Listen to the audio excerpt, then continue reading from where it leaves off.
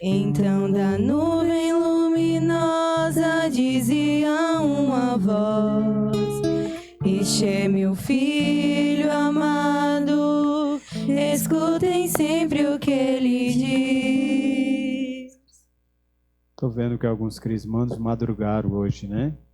Mas não tem problema não. Daqui a pouco será oferecido um café para vocês, para reforçar, para ninguém desmaiar na hora da crisma, tá bom?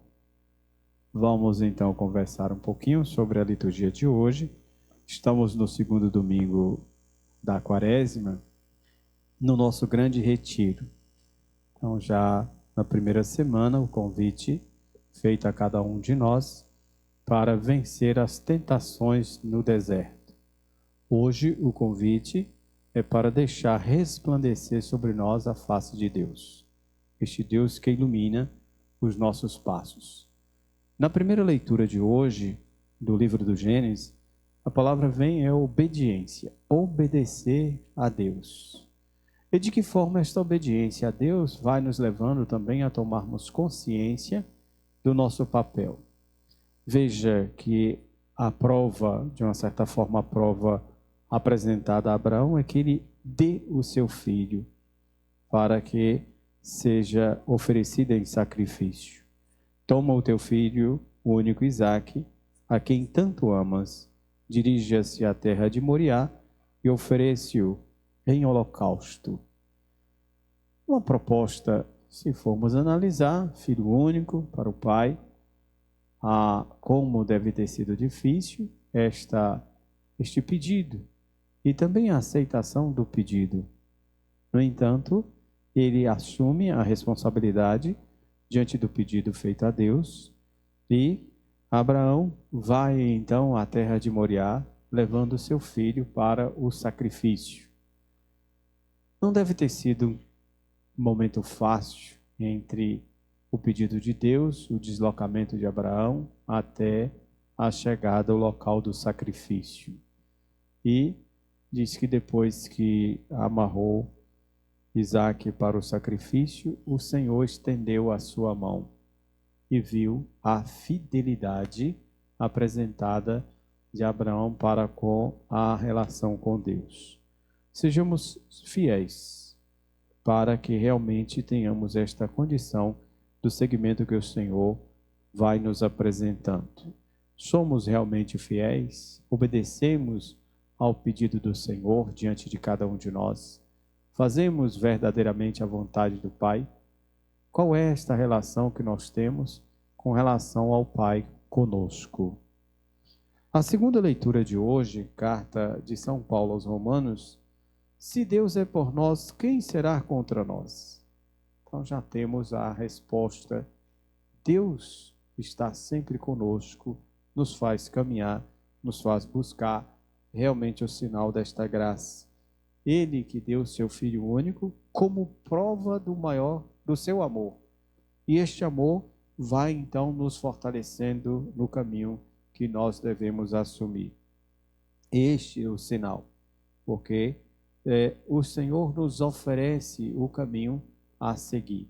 Este caminho que nós devemos então fazer com que todos tenham esta possibilidade de testemunhar. O Evangelho de hoje, nós temos aqui o Evangelho da transfiguração do Senhor. O que traz aqui? Quando vamos observando, vendo a questão do direcionamento da leitura de hoje, primeiro, Jesus leva 3 discípulos. Dos 12, só 3 que vão a este momento tão especial.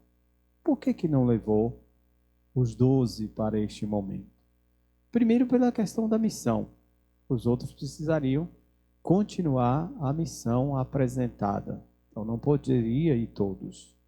Depois, os 3, é o caminho que o Senhor vai abrindo, então, para a questão do testemunhar.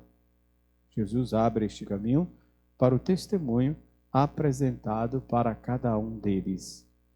E aqui há o diálogo, há aquilo que Jesus vai mostrar aos discípulos.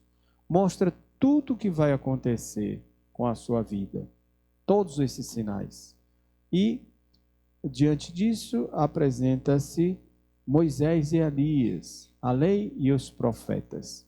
Esta relação do Antigo Testamento. Não há a distância, mas a proximidade. Elas não estão distintas, o Primeiro Testamento do Segundo, mas a ligação dos dois testamentos para que a comunidade possa então caminhar. Não pode deixar distanciar realmente daquilo que a palavra vai anunciando. Depois, a própria relação que tem. Veja o pedido de Pedro. É bom ficarmos aqui. Construiremos 3 tendas, uma para ti, uma para Moisés e outra para Elias. Qual é a preocupação de Pedro? Primeiro é fazer com que Jesus fuja dos sinais da cruz. Esta é a primeira ideia. Depois, a segunda é fugir da realidade. Voltar para uma realidade, ficar na realidade lá em cima, sem se preocupar com o que está acontecendo no meio do povo. Jesus vai mostrando que não é esta relação que deve acontecer, mas é a preocupação de todos, é este sinal na vida de todos, o caminho que deve ser feito. Então é importante que volte para a realidade. Depois, a própria voz de Deus.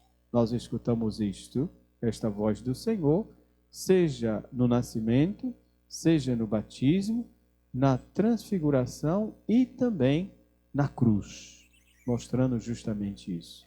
Este é o sinal, este é o caminho que nós vamos fazendo para então buscarmos o Senhor e olharmos verdadeiramente para cada um de nós. Jesus ordena a eles que não conte, mais uma vez, a obediência, que não conte nada a ninguém de tudo que viram, para que na hora certa e no tempo certo, tudo isso seja revelado. E o convite para nós é justamente esse, como apresenta o Salmo responsorial de hoje. Andarei na presença de Deus, junto a Ele na terra dos vivos. Então é este caminhar que nós devemos fazer a cada dia, para que o testemunho seja realmente fiel. Assim, nós vamos então buscando, na graça do Senhor, aquilo que Ele nos apresenta. O testemunhar desta fé e o comprometer-se com o sinal que o Senhor apresenta. Sim, nós devemos fazer com que o sinal maior do caminho seja o sinal do testemunho da fé que o Senhor apresenta. E, nesse testemunhar, a obediência. Sejamos obedientes àquilo que o Senhor nos apresenta, para que o nosso testemunho se torne fiel na graça do Senhor.